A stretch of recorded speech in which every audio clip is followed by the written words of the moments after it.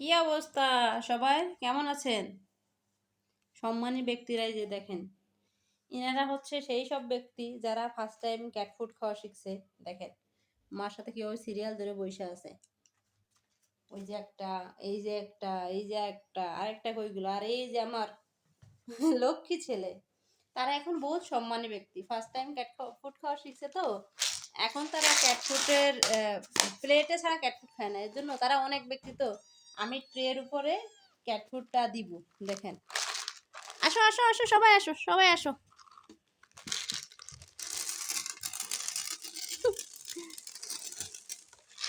Plate ছাড়া তাদের চলেই না।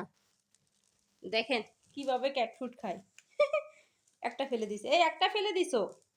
মানে মিকো কি করে দেখেন, ওরে ধাক্কা দিয়ে ওখানে খাইতেছে। সুলতান এটার গায়ের উপর উঠে গেছে। সুলতান এখানে দিছি না।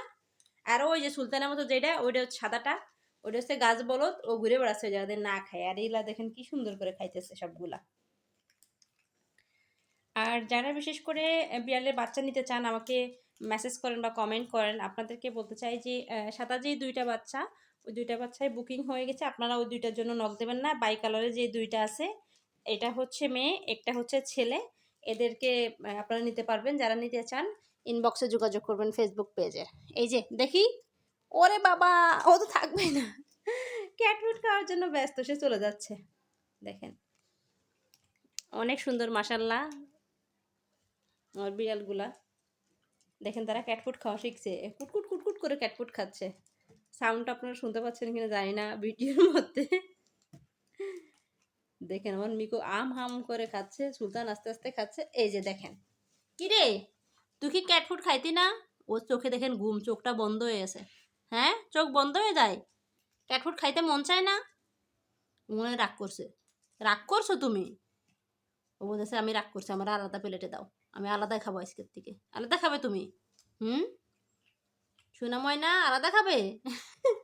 দেখেন বাচ্চাটা কি ওর মার পেটের নিচে চলে যাচ্ছে, ওইখানে যেই খাবে।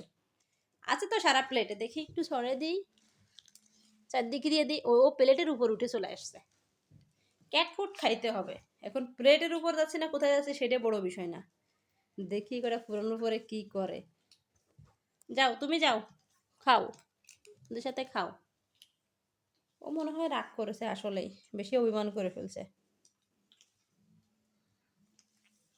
অনেকে আমাকে কমেন্ট করেন যে আপু আপনার বিড়াল কি বিছনায় থাকে সারাদিন? আসলে এটা ওদেরই বিছনা, আমি ওদের বিছনায় থাকি, বিষয়টা এরকমের। আমাদের আরেকটাও বেডরুম আছে, তবে ওরা বেশিরভাগ টাইমে বিছনায় থাকতে পছন্দ করে, বিশেষ করে শীতের সময়। আর আমি হচ্ছে ওদেরকে বিছনায় রাখি। আমার বিড়ালে কোনো ধরনের অ্যালার্জি কোনো কিছুই নাই। আমার বিড়াল আমার প্লেটেরটা খাইলেও আমার কোনো সমস্যা নাই। আমি বিড়ালকে বিছানায় রাখি, কারণ বিড়াল আমার খুব আদরের জিনিস। আমি চাই না যে ঠান্ডায় ফ্লোরে যে এদিক সেদিক যে ওদের একটু ঠান্ডা লাগুক, অসুস্থ হোক।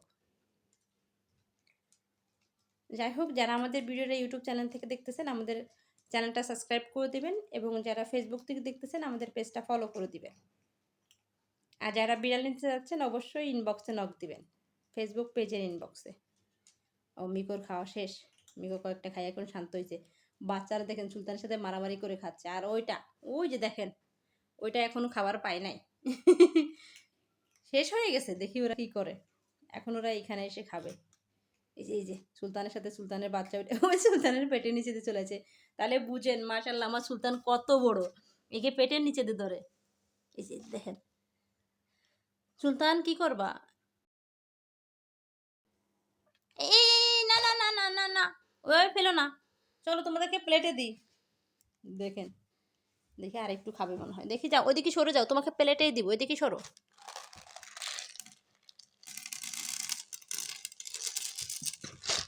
এই যে এখানে তিনটা ফেলছো কেন? এই তিনটা কি তাসনুবা খাবে? প্লেটে ছাড়া খাবে না, প্লেটের নিচে পড়ে গেছে, এগুলো খাওয়া যায় না। আসলে সুলতান মিকোকে বিছানায় বা ফ্লোর পরিষ্কার থাকলে দিলে খায়, টেবিলের উপরে, চেয়ারে।